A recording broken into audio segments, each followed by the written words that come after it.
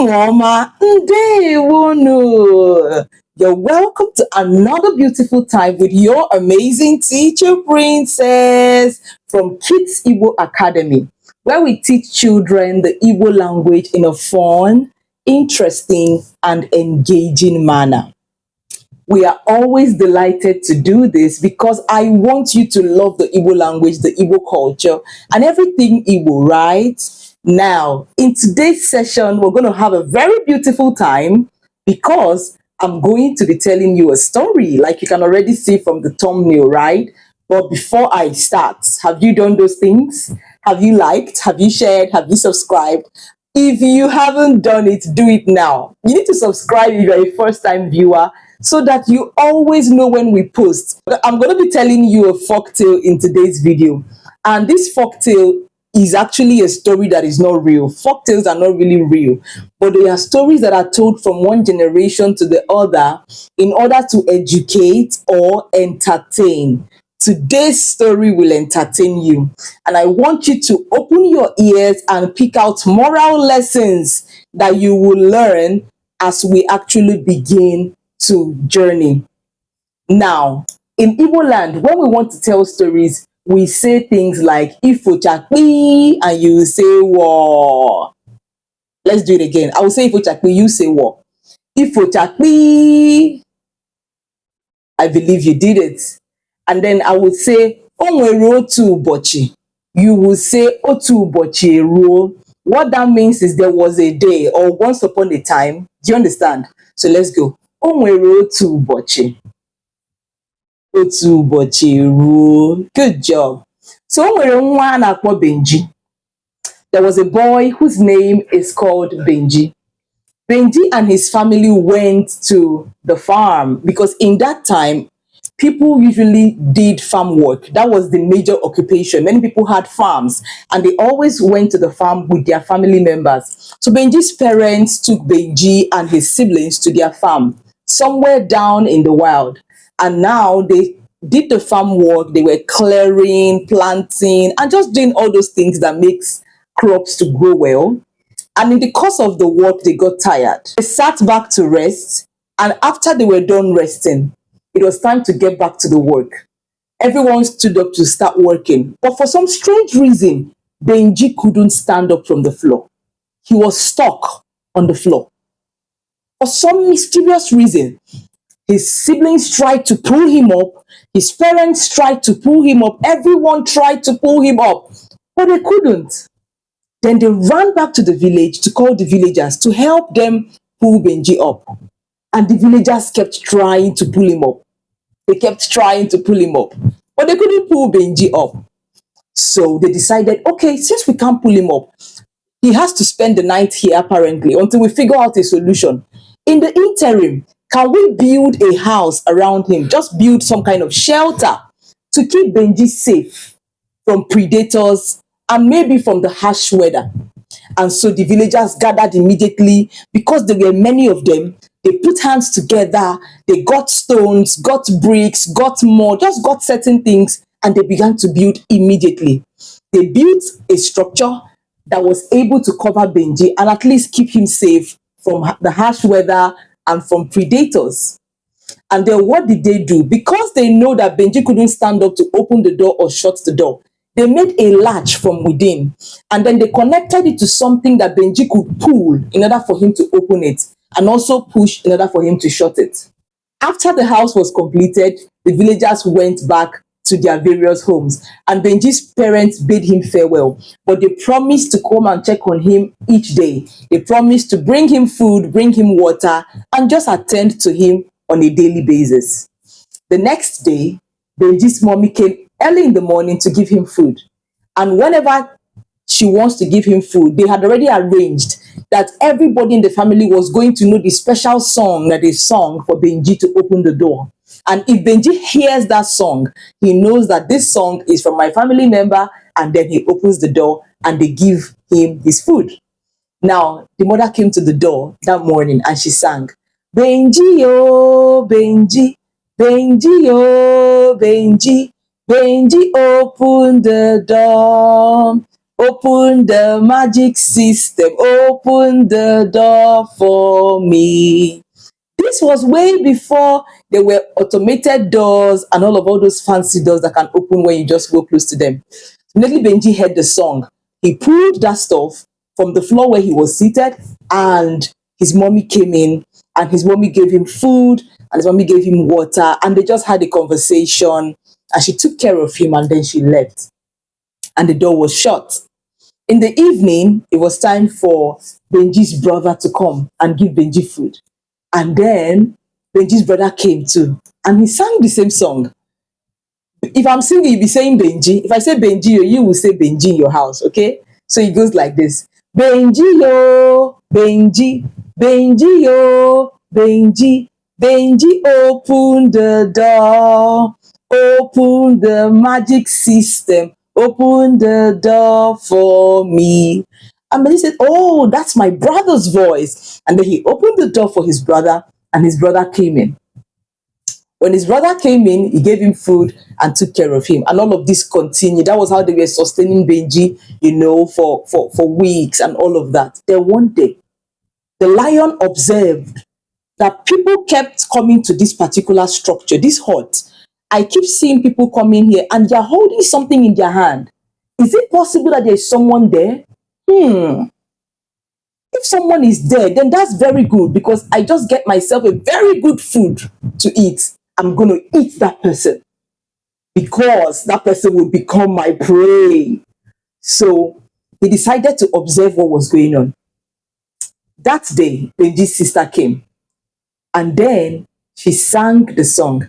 Benji, oh, Benji, Benji, oh, Benji, Benji, open the door. Open the magic system, open the door for me.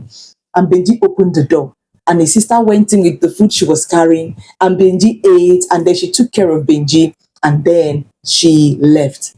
And the lion said, wow, they are singing a song. I have to learn this song. I have to learn this song. And then he took time to learn the song so that Benji can open the door easily for him to pounce on Benji, grab him, and eat him up. And then one day, the lion had learned the song. And so that day he decided to come maybe some minutes before Benji's relative was going to come and give Benji food. And he got to the door and he sang the song, because he realized that that song was actually what was going to give him access into that place where Benji was staying. And he began to sing. He sang. But he sang with a lion's voice. You know how lions roar? But he didn't sing roaring. But he still sang like a lion. And he sang, Benji, oh, Benji, Benji, oh, Benji. Benji, open the door, open the magic system, open the door for me.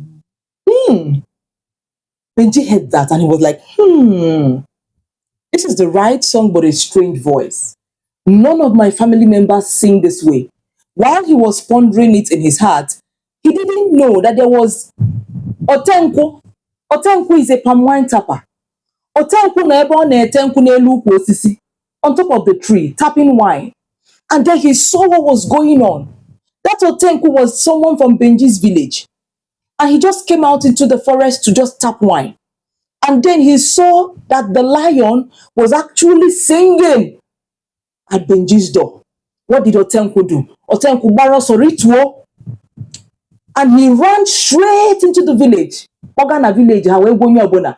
Oho obodo, o nwekwa na ife na-emenụ, afụkwara nụ m ọdụm, ọ na-achọkwa ịgatakwa Benji.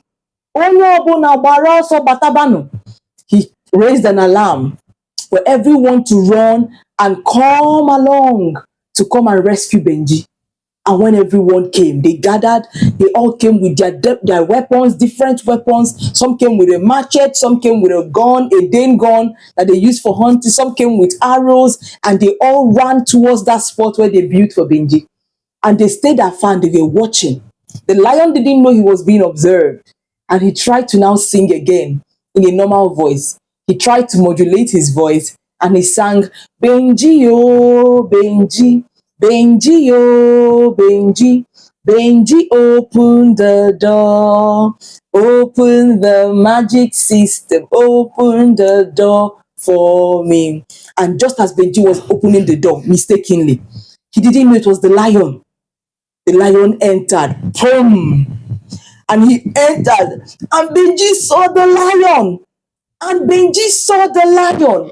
When Benji saw the lion, he was so scared. And then the lion just took one of his lion paws and just held Benji and pulled him up with force, forcefully. And Benji got up. Just as he was about to put his mouth on Benji and threw him up, the villager, part of the villagers, one of them was a hunter. In Igbo land, we call them Dinta. Dinta immediately took his damn gun and he aimed and he shot the lion. Pam! That was how he killed that lion. And the lion fell down there and the lion died. However, Benji had been pulled off from that floor and he could now go back home with his family and his friends. And that was how Benji got rescued. What did you learn? Clap for me first. We have so many folktales in Igbo land, right? And I want you to always enjoy it. But what did you learn from today's story? If you have learned any lesson, I want you to put it into the comment section now and tell me the lesson you learned. If you didn't learn any lesson, then maybe you're not paying attention. You need to listen again and then get the lesson. But one lesson I'm going to leave you with today is the power of community. We all need the right community. We need the right kind of people in our lives. We need friends, family members that truly care about us and are willing to go the extra mile for us. And when we have those people in our lives, we also have to be willing to actually go the extra mile for them and be there for them too. All right. Now, I have one important announcement I have to make. We are beginning to read books every month. We're going to try to sustain creating storybooks for you. Not like this one I have told you. This storybook is actually very educative. It's written in Igbo and translated in English language. It is a storybook that will help you love Igbo more. So even if you don't understand Igbo at first, you can read the English version. And when you read Igbo, you understand what it means because it's translated in English. Beyond that, the story is full of morals. It's something you can learn a big lesson from. And you also get to acquire the Igbo language. In this storybook, you're going to have questions. So you are going to read these books with your parents, and then as you read, they will explain to you, and then they will ask you the questions in the book, and then teach you how to frame your answers. So if you're looking for a way to practice or hone your Igbo skills, then this storybook is a good place to start. Okay? Beautiful for your bedtime stories and very educative. Not just that, it's going to equip you with a strong moral ethic. All right. So if you've not gotten it, you're wrong. Get it, because we're going to be reading books every month. I want every child to actually have a copy of the books that we read each month. Click the link in the description to pick up your copy immediately. Okay. It's very colorful and it's very beautiful. And then if you want to enroll in our classes that begin in January, the door is still open, and then you get in at a discounted rate, right? Weekend classes, it doesn't interfere with your regular school work, and then it's going to give you much more opportunity for you to practice your Igbo language, get feedback, and just remain consistent with asusu Igbo. Do you understand? Yes, I know you do. Having said that, I want you to remember that before I end this video, I usually encourage you to speak Igbo. In our sopa, na asuku Igbo. That's what I'm going to leave you with today. I'm going to see you next week. But till I come your way next time, as always, I will tell you, na asukwa Igbo maka na gini Igbo amaka. Kodi.